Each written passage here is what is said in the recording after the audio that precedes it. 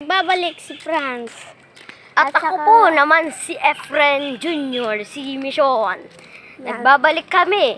Mag-subscribe na. Kapag di pa kayo nag-subscribe. Tara.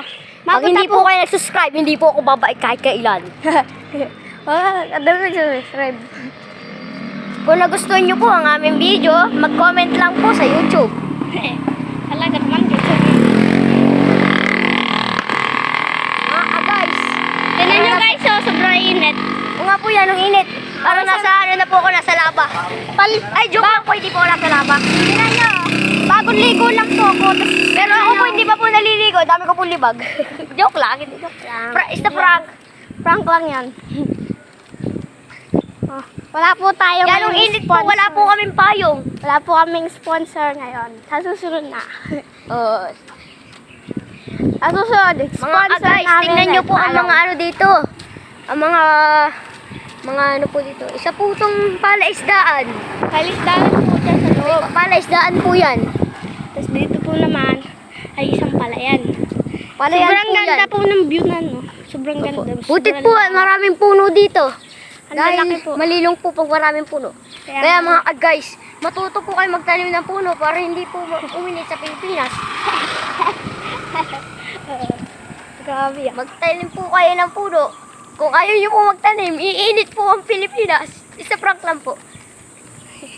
Tingnan nyo po ang irrigation niya, anong dumi. Pasensya na po kayo sa irrigation niya, anong dumi. Tabi-tabi po. Sige, tara. Pasintabi po sa mga nakain. Ayun na po yung bahay nila. Pasintabi po sa mga nakain dahil madumi po ang irrigation. Tara na po sa loob ng aming bahay. Okay. Mga guys, nung nakaraan po, biglang may nambutas po ng gulong sa amin. Kaya mga guys, tara na, pumasok na tayo. Ta. Tara mga guys. Guys, ito po Ito ang po ang aming bahay. Pasensya na po kayo sa aming bahay, anong dumi. Pasensya Ito na po ang katana ko. Ang katana po niya. Ay, tara na po, let's go na po din eh. Tingnan Tara po sa natin loob. ang ating loob ng bahay. Pasensya na po kayo sa aming kwarto. Yan ang dumi. Ayos lang yan. Bakit? Ang dilim po, pasensya na. Buhay ko na po ilaw. Sige, boy. Buhay na po. Okay na po. Sana all walang dayagin. Siya nga naman. Mga guys, magsasaing muna po ako. At sinabi po ng aking tatay, magsasaing daw po ako. Ito nga.